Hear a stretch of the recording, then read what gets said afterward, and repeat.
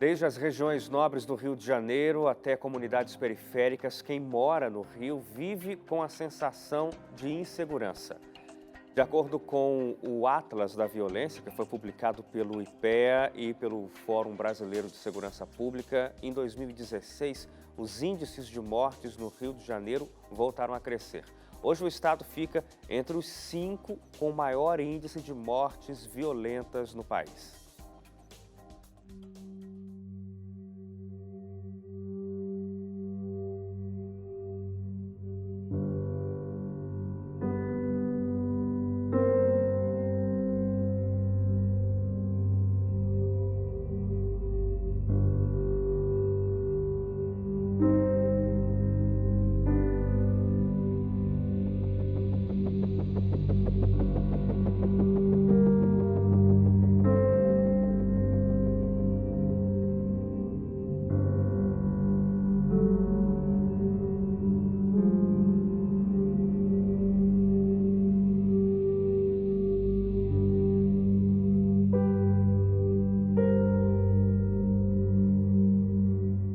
A nossa equipe conseguiu subir aqui na Rocinha. Essa comunidade ela é conhecida por vários trabalhos sociais e de inclusão, mas infelizmente é conhecida também por guerras de facções e alto índice de criminalidade. As Forças Armadas já estiveram aqui e realizaram algumas operações. A gente tentou falar com alguns moradores, mas ninguém quis comentar a intervenção federal. Da Rocinha, a nossa equipe foi também ao Morro da Providência. A comunidade é a primeira do Brasil. Lá, conversamos com o guia turístico da própria comunidade, o Cosme Felipsen, que conhece bem a realidade do lugar e, na pele, sente os efeitos da intervenção federal. Então, eu sou a favor sempre de uma intervenção, na realidade, que seja uma intervenção de saúde, de cultura, né, de mais saúde, de mais médicos, de mais professores. E aqui na Providência a gente não tem uma creche, não tem uma escola, não tem um posto de saúde. Mas tem uma unidade de polícia pacificadora e eu sempre me pergunto que paz é essa que vem com armas, que eu não vejo paz com armas.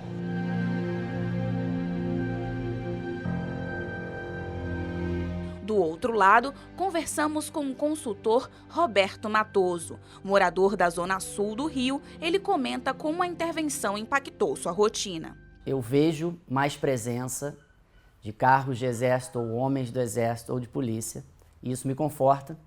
Uma vez eu passei 3 horas da manhã na ponte, né, horário que tem menos movimento, e passou do meu lado um comboio. Eu cheguei a contar 35 caminhões ou carros do exército, aquilo me deu uma segurança. Falei, estão indo para alguma missão, né? Algo novo, eu nunca tinha visto isso assim. Também já vi, em plena luz do dia, na porta de um restaurante de um casal de amigos meus, 2 homens de exército com uma grande arma rendendo um carro. Então essa presença me conforta, me dá uma esperança.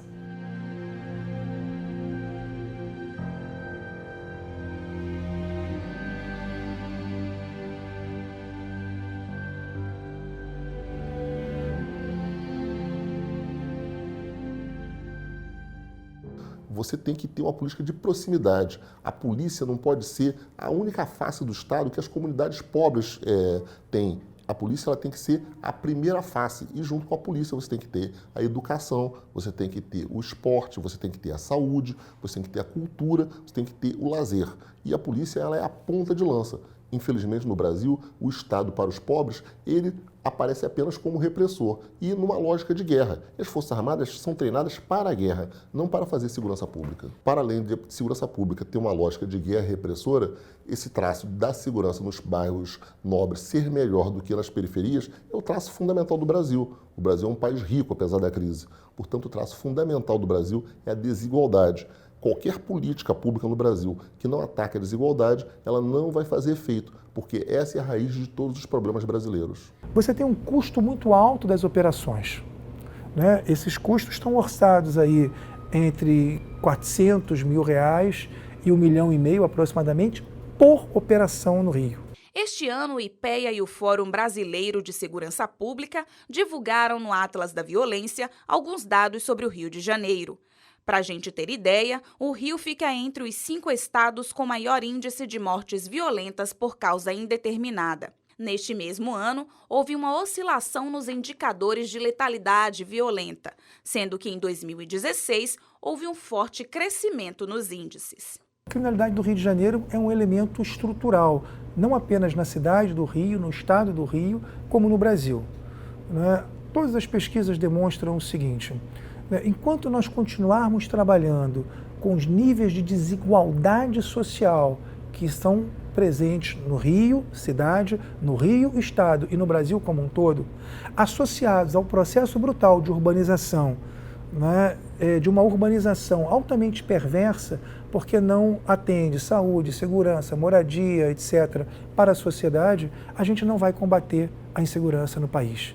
Então, se o Brasil quiser, se o Rio de Janeiro quiser, enquanto Estado e enquanto cidade, enfrentar a violência, nós temos que repensar fundamentalmente o quê? O nosso modelo de desenvolvimento e fazer com que aquelas garantias que estão escritas na Constituição e que dizem respeito não apenas ao Estado democrático do direito, mas a um Estado social que seja capaz de tutelar o cidadão nas suas necessidades básicas.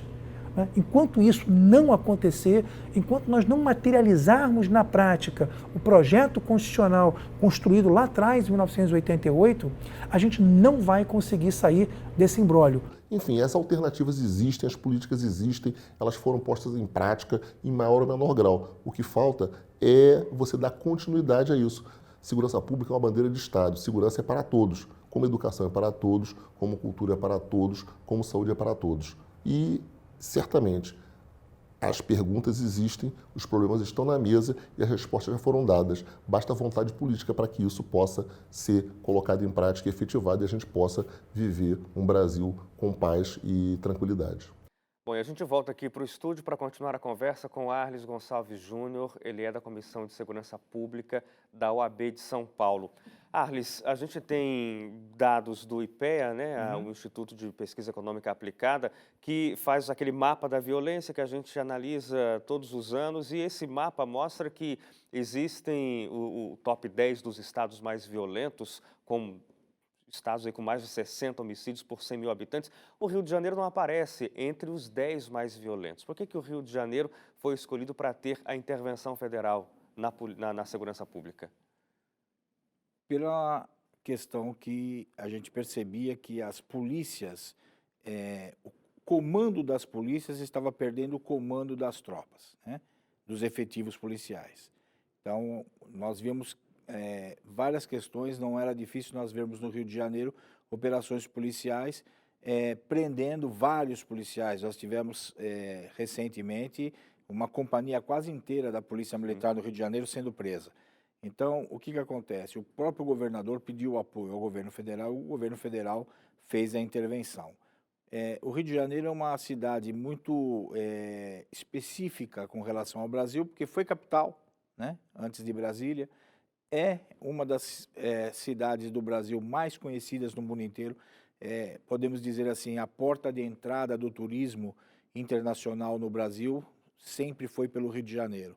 Então, a necessidade, principalmente como nós tínhamos a Copa do Mundo e tínhamos a Olimpíada, né, que era no Rio, então havia uma necessidade de se fazer um trabalho e com o término desses eventos houve a necessidade de dar continuidade e foi feita a intervenção. Agora, você no outro bloco comentava, e esse é um assunto que você sempre aborda, que é a necessidade de se investir na inteligência e não apenas no enfrentamento, né? Quando Sim. você veio a Novo Tempo outras vezes, você sempre fala sobre esse aspecto, a importância de o Estado mudar a forma de atuação para Sim. conter o crime. Agora, quais são os empecilhos para que isso ocorra? Porque essa não é uma visão única sua, não é uma descoberta miraculosa que ninguém ainda tenha percebido. Por que isso não ocorre, Arles?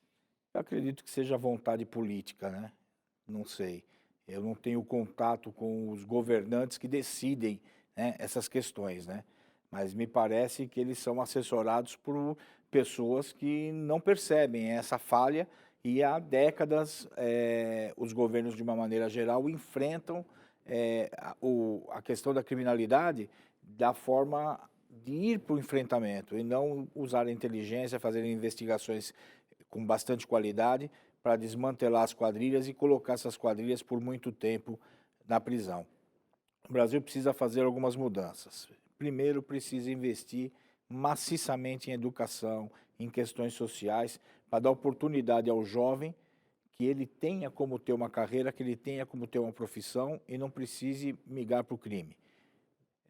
Nós precisamos fazer as mudanças legislativas para que as pessoas que cometem crime no nosso país realmente cumpram as penas.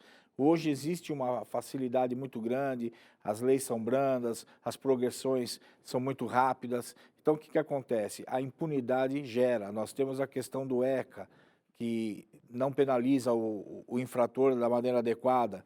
Então, tudo isso acaba gerando uma impunidade e essa impunidade, nós temos aí o judiciário hoje muito benevolente ao criminoso.